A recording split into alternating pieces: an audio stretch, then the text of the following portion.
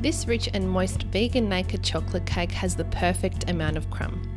Beautifully layered with a super simple dairy-free ganache, vegan or not, everyone will love this cake.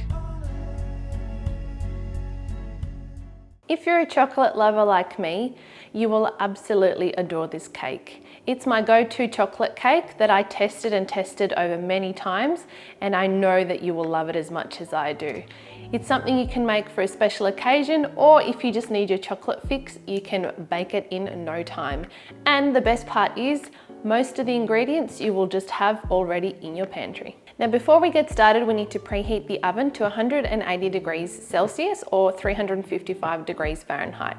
Now I've popped the rack in the middle of the oven just so that the cake bakes nice and evenly.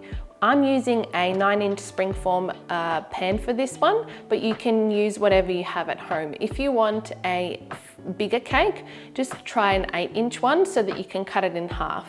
Now today I'll be making 2 of these cakes so that we can stack it nicely and have a beautiful, rich and velvety 2-ingredient chocolate ganache in between.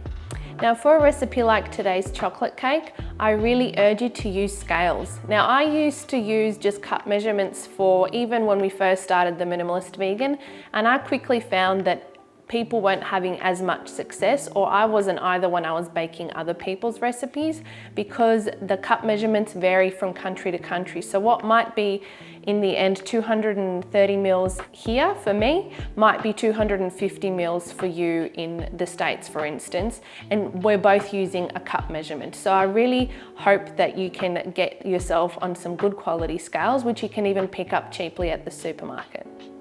For this recipe, we need 220 mils of freshly brewed coffee. Once it's finished, just set it aside until you're ready to use it.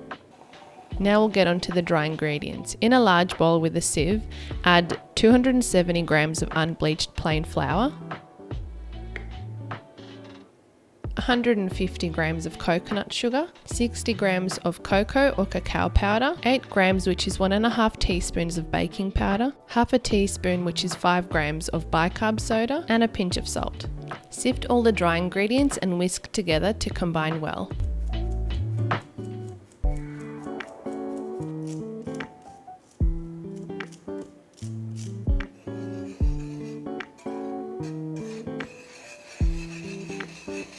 Let's set the dry ingredients aside and combine all the wet ingredients in a jug.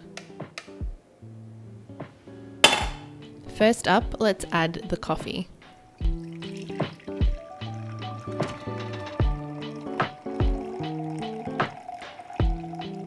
Then 230 ml of any plant-based milk you like. I've tried it with soy, almond and coconut.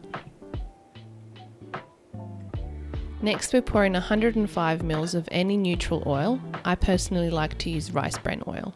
Followed by 80 ml of good quality maple syrup.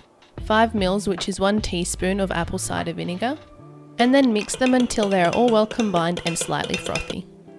Pour the wet ingredients into the dry and gently whisk until combined, but please be careful not to overmix, as you want your cake to turn out nice and fluffy.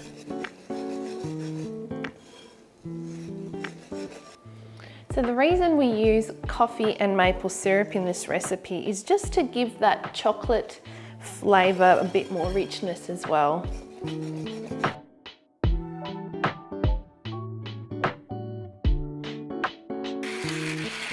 Line your 9-inch cake pan with parchment paper. I like to actually cut out the circle for the bottom so that it's nice and easy to peel off once the cake is baked.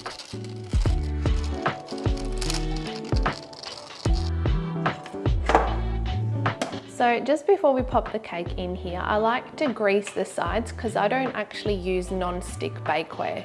So just as a little bit of insurance, I know that the cake will separate from the sides as it bakes, but just to give it a little bit of extra help.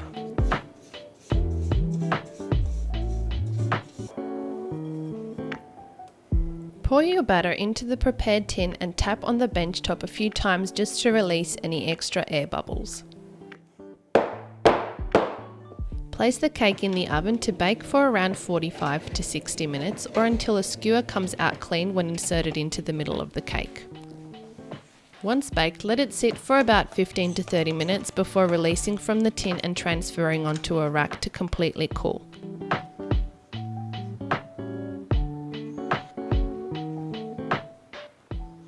Look at this beauty.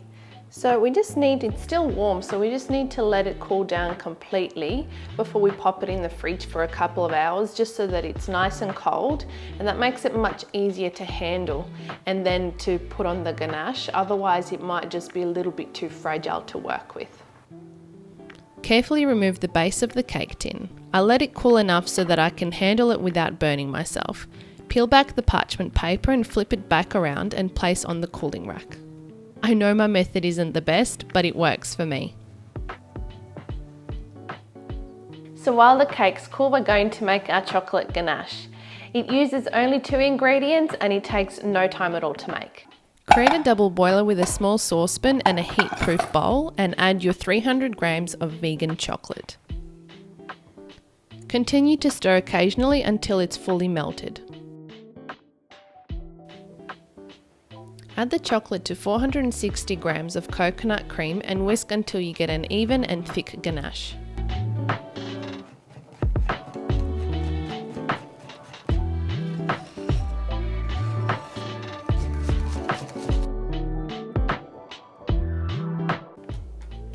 Okay, so that's finished, and we'll just put that into the fridge until we're ready to layer the cake. So your ganache might be a slightly darker or lighter color, just depending on the chocolate that you use. So today I've used 55%, but you can use anywhere up to 80 depending on how bitter or sweet you want it.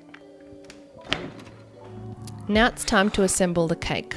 I just like to mix the ganache just a little bit to loosen it before we start layering. We've had the cakes sitting in the fridge now for a couple of hours, or ideally leave them in there overnight. The cling wrap that I'm using is 100% compostable and it's made from sugarcane. I'll link to the one that I used in the description below for you. If you like, you can use a serrated knife just to chop off the top of the cake because it has domed a little bit to make it nice and even. Set it aside and enjoy it later.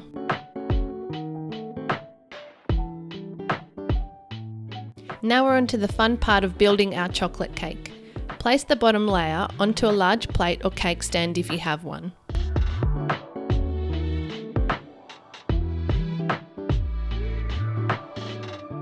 Spread half the chocolate ganache on the bottom layer evenly. Unwrap your second cake if you're adding another layer and put that on top. Just press it down a little bit so that it sticks. Spread the rest of the ganache onto the top layer of the cake. You can keep it minimal like this, or add your favourite berries, fruit, edible flowers, or go crazy with even more chocolate. You can store it in an airtight container in the fridge for up to 5 days.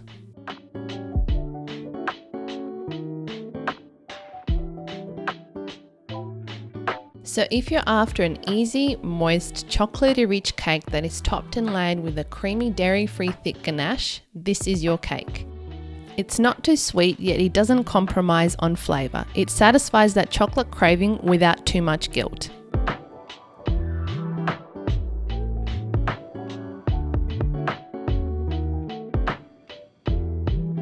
I hope that you try this cake. I promise you it won't disappoint. As always, you can find the recipe on our website at theminimalistvegan.com. We'll link to it in the description below for you as well. If you like this video, please give it a thumbs up. It always means a lot when you do. Until next time, happy cooking. Now before we get started, what we need to do is preheat the oven to 180 degrees Fahrenheit. No, it's not Fahrenheit.